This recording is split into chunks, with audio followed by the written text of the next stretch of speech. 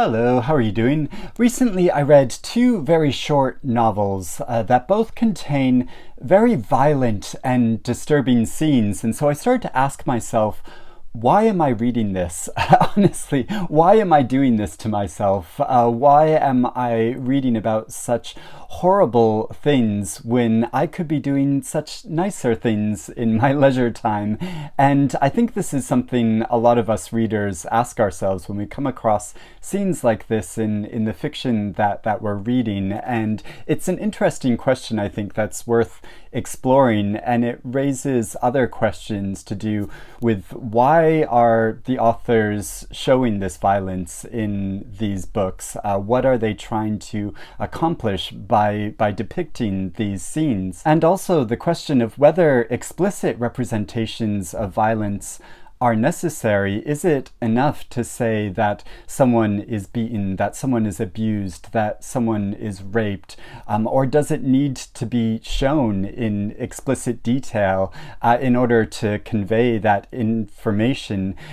Does the author run the risk of moving from a honest representation of reality to showing this violence in a gratuitous way? So I want to talk about these two specific books in the context of a larger discussion to do with representations of violence in fiction, and whether I think these books are successful and how they do that, and whether I would recommend them. So the first book is Less Than Zero by Bret Easton Ellis. This was his debut novel that was published in the 80s, and I read it kind of in the lead up to the publication of his novel The Shards, which I'm really interested in reading, and I'd never read this before. And this is a story of a young man named Clay that returns home from college, back to his hometown in LA, where he meets friends and his ex-girlfriend and his family over the winter break. They go to a lot of parties, there's a lot of drug use, and it becomes increasingly disturbing as the book goes on, and the horrible things that these young people are engaged in and are doing to themselves and to each other. And Clay's witnessing this oftentimes in a very passive way, and since we see all of this through his point of view, the real disturbing thing about it is this sort of placidity of the characters and their reactions to the increasing violence around them. They aren't bothered by it, or they are actively entertained by it. So it becomes really, it's not just the violence that is being depicted in this drug use and in in multiple instances of sexual violation of men and women in this story, and it's not just that and that being represented, but it's more the reactions of the characters around them, or you could say the lack of reactions of the characters around them, because this is a culture which doesn't seem to value people's lives or their humanity in this way. It's all fodder for entertainment. There are no stakes for these characters, and so seeing this through Clay's point of view and his own sense of morality is never really, like, he doesn't object to any of the things that he witnesses.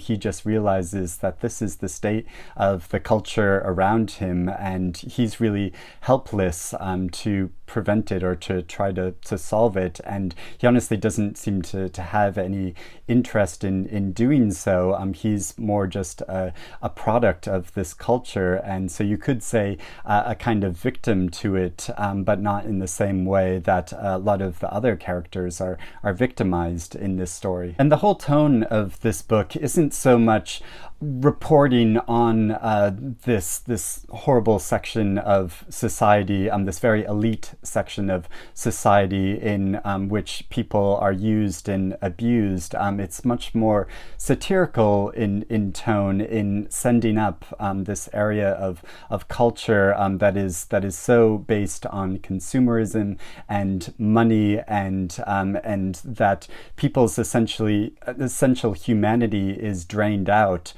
for the entertainment, and is made fodder for to continue on this culture of consumerism. So as the novel goes on, sometimes we see this violence manifest itself in how it's actually depicted in the story of people that are the victims of accidents, or someone that has been drugged and tied up and left naked to be abused by multiple people. And sometimes we see this violence in a more peripheral way, that it occurs off on the side and we're aware that it's happening, but it's not actually shown in the scene, and sometimes that can be more horrific than the actual representation of it. Now, the next novel I read was Vista Chinessa by Tatiana, Salem, Levy, translated by Alison, Entrekin. This is a Brazilian novel which is set in 2014, when the central character named Julia is working at an architectural firm, and they're creating a pavilion for the Olympics, which are coming to Brazil. And she goes on a run one day, and during that run, she is attacked and she is raped. And so this story follows her perspective. Well, it's written in the form of a letter to her children many years after this incident took place, and she's explaining to them what happened to her and the repercussions of that afterwards.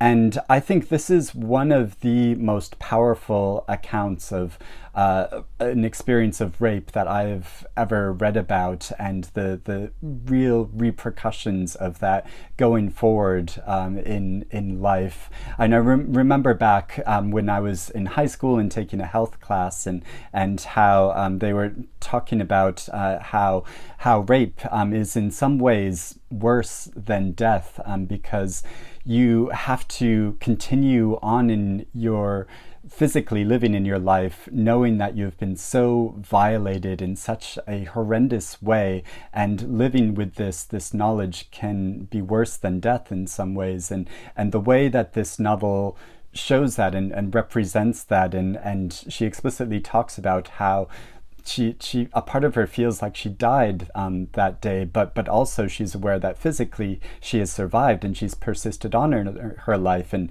she's continued on getting married and having children and working, and so has continued to progress. But then there's a part of her which has absolutely been snuffed out because of this horrific experience that she continues to suffer from. So it's so powerful in how it represents that, and shows that throughout the novel. So it progresses in a way that in the beginning you're told that this happened, and you understand it, and you see the repercussions as she struggles to report on it, and then the police try to track down the culprit of this crime and all of the complications of that, because the Brazilian police seem more interested in closing the case rather than finding the right person. So there's all of the conflict of that, and then the continuous strain of being reminded of this incident, and so the real difficulty of that. And you can start to understand why some instances of rape aren't reported, because of the continuing trauma which goes on after this in trying to seek out justice for this, and amongst people that aren't always sympathetic about it. I mean, one of the investigating female police officers at one point said to her, you really shouldn't have been running in that area at that time of day, and so is almost making her, putting the blame upon her in this really horrible way.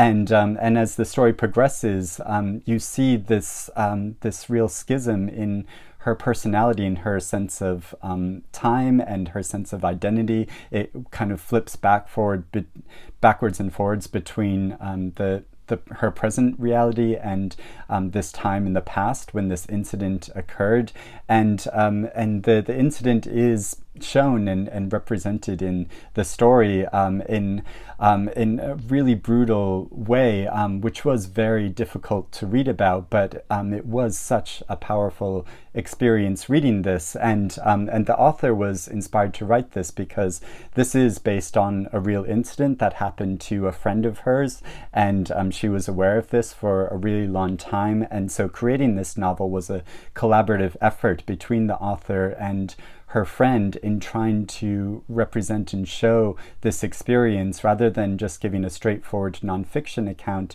to show this in the voice of a character and really representing her consciousness in this period of time after such a horrific attack.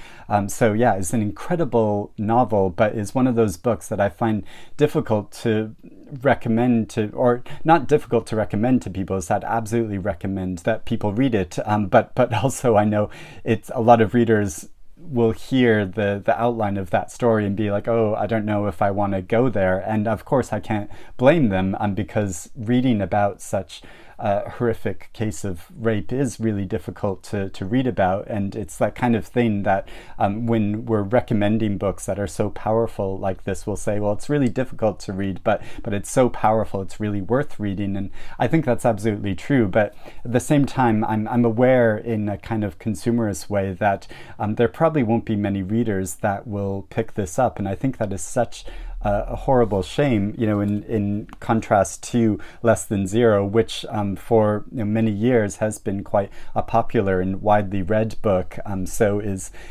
almost like easier to read in a way because it is satirical in that way, or has more of an entertainment factor than a book like this, which is a really serious and powerful representation of the psychological experience. And I'm not saying either one of these books are right and wrong in how they portray these scenes of violence. And so I want to talk a bit about the intentions of the authors, the intentions and styles of the books that they have created in order to show this violence. I think a really interesting perspective to go to when thinking about these issues is an essay that the author Joyce Oates wrote in 1981, because she is a writer who has been asked the question so many times throughout her career, why is your writing so violent? And so that's the title of this essay that she wrote, because so many of her novels and stories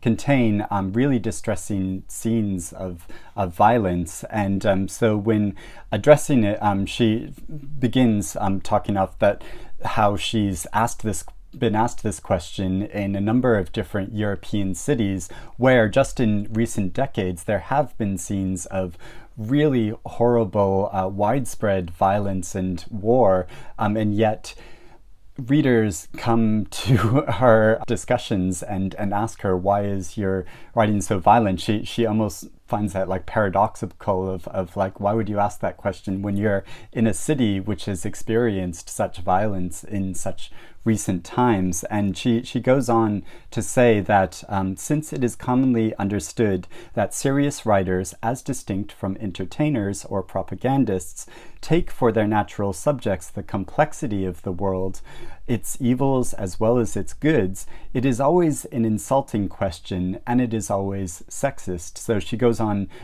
to talk about how she, as a female writer, there are certain expectations on what subject matter she will represent in her fiction as opposed to male novelists, and it's almost seen more as a rightful occupation for male novelists that they might write about scenes of violence and war in a way that female novelists traditionally have been expected to write about more domestic scenes. I mean, certainly there are so many examples examples in fiction when that break this mold, and writers write about all kinds of subjects across things. But yeah, it's certainly something that she has experienced as a female writer over the period of her career. And I thought it was really interesting that this sentiment and distinction to do between entertainment and art is also made by the writer Ottessa Moshfegh in an introduction she wrote in this edition of Less Than Zero. And Ottessa Moshfegh is also a writer that it shows scenes of really horrible violence in some of her fiction, and so when talking about this novel, she and when looking at the recent politics and evolution of our culture, she says that the division between art and entertainment becomes wonderfully clear. Entertainment is fodder for the masses, something to keep them busy and shopping while the world dies. Hollywood capitalizes on misery by canning culture and feeding it to us spoon by spoon. Art, on the other hand, is critical of the system of brainwashing, dehumanizing consumerism, and greed, and so she goes on to characterize Less Than Zero as an existential satire. And so when looking at books that contain scenes of violence like this, I think it's important to ask, like, well, are these books striving to be artistic, or are they striving just to entertain? And of course that goes to our intentions as readers as well. Why are we reading this book? Do we just want to be entertained, or do we want to experience the book as a kind of art form that is reflecting our culture in a way to give us a more rounded sense of empathy and understanding of the society that we live in? And I don't think that these things need to be mutually exclusive. A book can be both a work of art, and it can also be entertaining, and ideally it will be both. But I think you need to almost qualify that sense of being entertained when you're talking about books such as these, because I wouldn't say that I was just completely entertained by either of these books. Maybe saying I was enthralled by them is like a better way to put it than entertained, because I was certainly gripped by them. I found them incredibly compelling in very different ways, because they do have such different approach to subject matter to do with violence. And I think the intentions of the authors in how they go about framing and showing these experiences often have a lot to do with the experiences of the authors themselves and their origins and point of view of where they came from. Obviously, Bret Easton Ellis was raised in a culture very much like what he is representing in this novel, so naturally he's going to reflect that point of view, and through this lens of satire, in a way to make a statement about this culture that he's come out of. Whereas Tatiana Salem Levy, she is doing a more realistic, psychologically realistic representation of this reality because of the experiences that her friend went through, and wanting to say something much larger about that, to memorialize this and to hopefully stop it happening again. And I think both of these novels are effective and right in the forms that they take, because I couldn't imagine the subject matter of Vista Chinessa being shown in Less Than Zero in the same way, in this way that produces this immediate feeling of empathy and is dealing with emotional sincerity. I mean, I don't think that's something Bret Easton Ellis could do. And equally, to have a satirical way of trying to show this experience really wouldn't work for Vista Chinessa. So I think it's what makes these books, really artful in the way that the authors have chosen to convey this subject matter and to put a frame around these experiences. So I would really recommend both of these books, even though, like I said, they both contain some really horribly violent scenes. I think they are really powerful and worth reading. Naturally, I feel a bit more more sympathy towards the novel Vista Chinessa in how she deals with this subject matter. And like I said, it is one of the most powerful representations of an act of violence of this kind that I've ever read. So I think it's really extraordinary in that way, and it's something that I naturally would want to recommend to more people, because I think a lot of people will not hear about this book as much as they will about Less Than Zero or Bret and Easton Ellis's new work. But at the same time, I think they're both really worth reading. But I would be really interested to know how you handle these issues as a reader. Do you ever come across scenes like this in the fiction you're writing and just want to stop reading? Or maybe it might be a case of like I'm just really not in the mood for this now, or I'm not psychologically prepared to read scenes like this in fiction. Or does it really put you off from reading? Or do you have any examples of books that you think handle scenes to do with really graphic violence in a way which is very artful and effective? I would love to hear about that in the comments below, or if you have any other general reactions to the issues that I've been talking about in this video. I'd love to hear about it and discuss it with you. So thank you for watching, and I will speak to you again soon. Bye bye.